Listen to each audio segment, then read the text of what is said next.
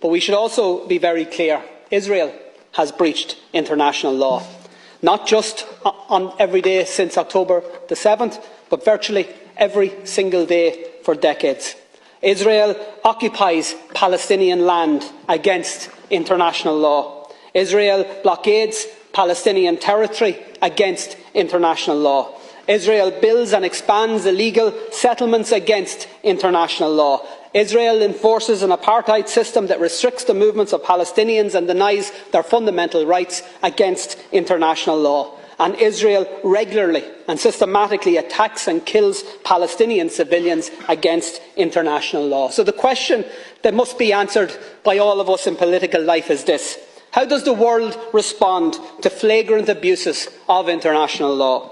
When it comes to the horrendous war crimes of Hamas, the response was very clear and very consistent. World leaders queued up to say Israel has the right to defend itself.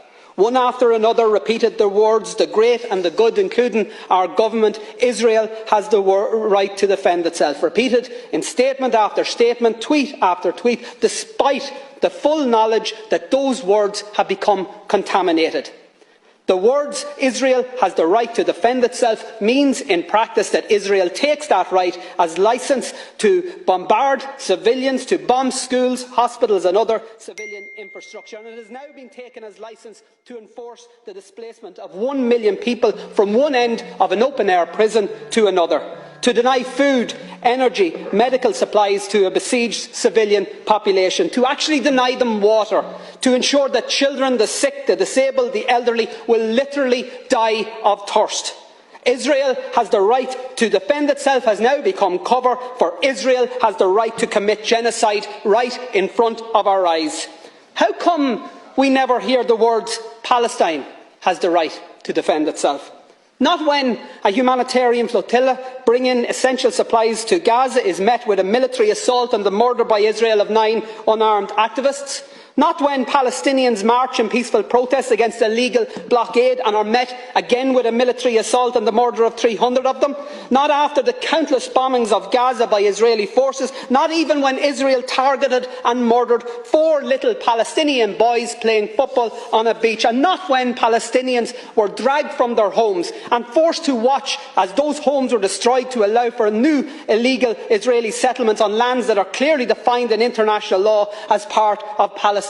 And not after the countless offensive attacks by Israel against the people of Gaza or the West Bank have we heard anybody in this House or any Western leader utter the words "Palestine has the right to defend itself." And why not? And by the way, I'm not asking you to say those words, and in fact it's just as well you don't, because we all know that the people of Palestine can't defend themselves. Not against one of the most powerful military forces in the world that is backed up by even more powerful military forces. The truth is that the people of Palestine, just like the innocent people of Israel, don't need the international community to tell them that their leaders have the right to inflict more bombings, more pain, more suffering. They need the international community to say stop, to say release the hostages, to say stop the bombings, the siege, the slaughter. They need the international community to tell Israel to stop the blockade, stop the apartheid, stop the annexation, to stop the genocide. And they need countries, Taoiseach, to lead the way. And Ireland should be one of those countries that leads the way. We know colonialism, we know oppression, we know conflict, but we also know conflict resolution. We know peace building, we know nation building. And because of what we know, what our history has taught us, our call tonight must be clear: immediate, full and unequivocal ceasefires, and a decisive international intervention that leads to negotiations and to a lasting and just peace settlement, and to, at long last, to a free, sovereign and independent Palestine.